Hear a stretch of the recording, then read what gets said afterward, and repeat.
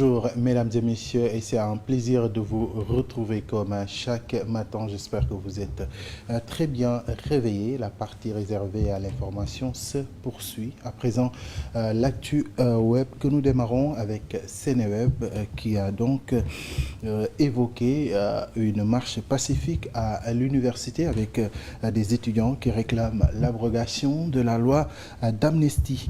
La coordination des étudiants de Saint-Louis a organisé une marche pacifique en hommage à Alpha Yoro Tunkara et Prosper Clédor Senghor, deux étudiants tragiquement décédés lors de heurts avec les forces de sécurité l'année dernière. Cette mobilisation a également été l'occasion pour les étudiants de réitérer leur exigence, l'abrogation de la loi d'amnistie et qu'ils considèrent comme un obstacle majeur à la manifestation de la vérité. La communauté étudiante de l'Université Gaston Berger de Saint-Louis ne pardonne pas et n'oublie pas, a martelé Alpha Issaga Diallo, président de séance de la coordination devant une foule déterminée. Les manifestants ont défilé dans les rues de Sanaa pour rappeler aux autorités la nécessité de rendre justice et de reconnaître la mémoire de leurs camarades disparus.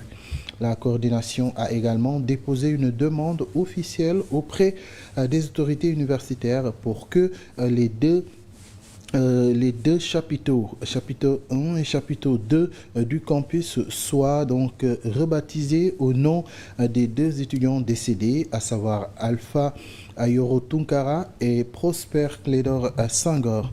Cette initiative vise à inscrire leur mémoire dans le patrimoine de l'Université Gaston Berger de Saint-Louis, tout en rappelant aux futures générations les sacrifices consentis pour la justice et les droits des étudiants.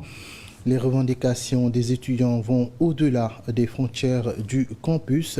La coordination exhorte l'État du Sénégal à respecter les engagements annoncés par le Premier ministre Ousmane Sonko, notamment en abrogeant la loi d'amnistie. Selon les étudiants, cette législation constitue un frein à l'établissement de la vérité et à la responsabilisation des auteurs des violences.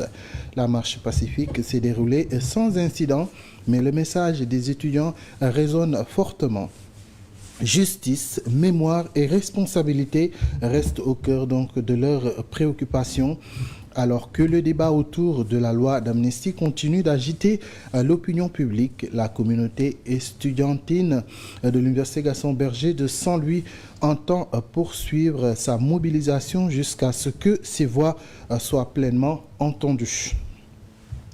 Un bébé de 14 mois meurt lors d'une traversée du Sénégal aux îles Canaries. Une information de Dakar Actu. Le journal espagnol La Provincia a relaté mercredi 19 février 2025 un drame survenu à bord d'une pirogue arrivée sur l'île d'El Hierro le 28 décembre 2024 dernier. Un bébé de 14 mois décédé pendant la traversée a été arraché des mains de sa mère et jeté à la mer. Selon les témoignages des passagers, la pirogue avait quitté l'île de Bassar au Sénégal 7 jours plus tôt avec 232 personnes à bord.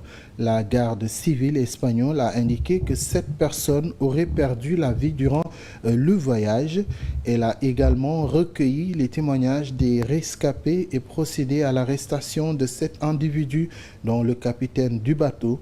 Au total, 224 personnes, dont 14 enfants et 57 femmes, ont été secourues par la marine espagnole.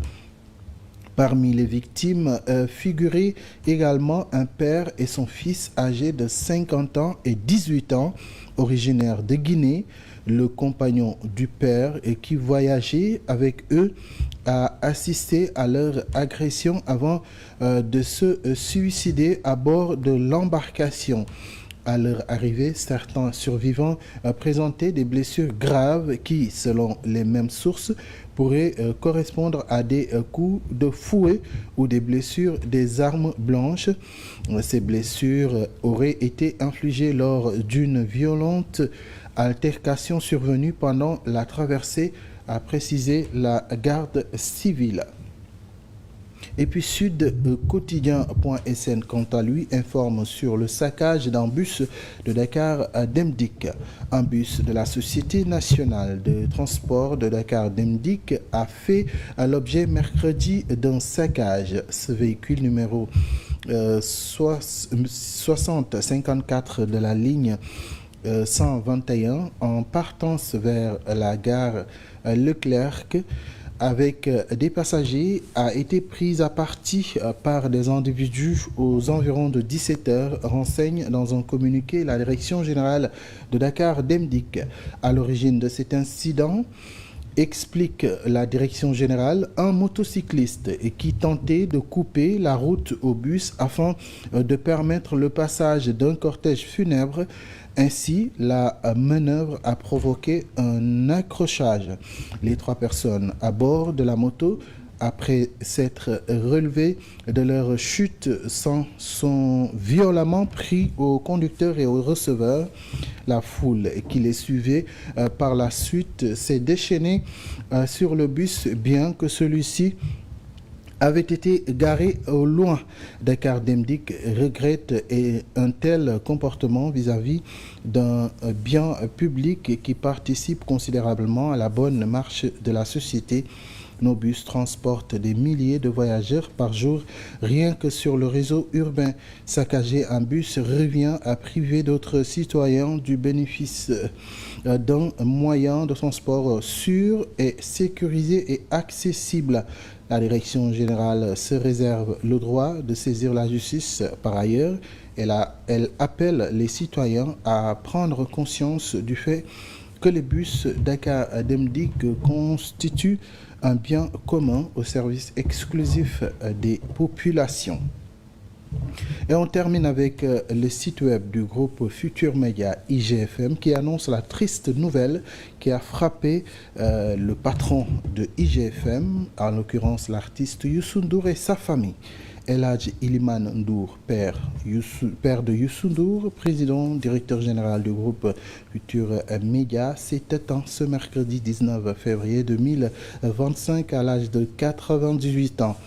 La levée du corps est prévue ce jeudi 20 février 2025 à 11h à l'hôpital principal de Dakar.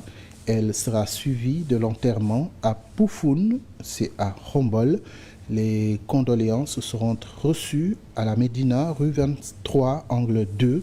Toutes nos condoléances donc à Youssou N'Dour et à toute sa famille au nom de toute l'équipe de la matinale et que son âme repose en paix. Voilà donc ce qui met un terme à l'actu de ce matin. Mesdames et messieurs, merci de l'avoir suivi. Juste après moi, je cède la place à Pape Malik pour l'actualité politico-économique. Excellente suite des programmes.